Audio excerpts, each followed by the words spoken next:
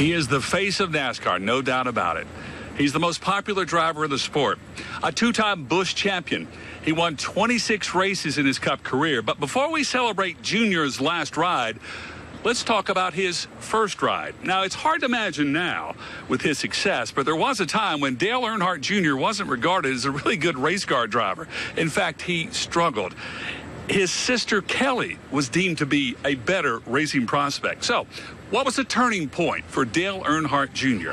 Well, for that answer, we're going to turn back the clock all the way to 1997 when his father made a phone call to Bristol legend Ed Whitaker.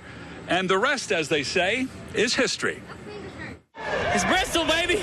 Before he uttered those famous words, before he sipped a Mountain Dew, people know me as Dale Earnhardt Jr. race car driver. Before Nationwide was on his side, Dale Earnhardt Jr. was a kid who just wanted to race. So his father sent him here to this old race shop in Bristol, Virginia. It was owned by Ed Whitaker, an old school racer, and Dale Earnhardt knew he would bring out the best in Junior.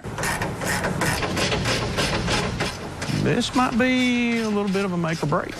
I'll believe till the day I pass away that Dale Sr. knew that. And he said, I'm not going to put him in something easy. I'm going to put him in something hard, but I'm going to give him a good shot because I'm going to put him with a car owner and a bunch of guys that know what's going on. Chris Carrier is now a NASCAR crew chief, but he remembers dropping by the shop that day back in 1997 when Earnhardt arrived. Not in a limousine, but a beat-up old pickup. You know, he was a little bit shy. I'll be honest with you, he was probably so intimidated from his father, he's probably afraid to say much. When he came, it was a surprise. I was up there the day. He brought his seat, drove his little S10 truck in, seat in the back of it, gets out and comes in. He was real shy. Do you expect to see like more of his dad when he came in, like a real rambunctious guy? Because he's really nothing like his dad. No, no. He was like one of the guys out of the shop, seemed like.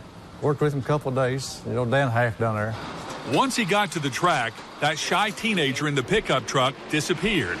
And it took the crew only seconds to realize they were working with the big-time talent. He adapted to the car pretty quick. Is that the key for a good driver? Yeah, seems like it. You either got it or you don't. And there were a lot of really good Busch Grand National drivers that weren't worth a spoonful of dried out rice at Bristol and never got it. And he did it first time.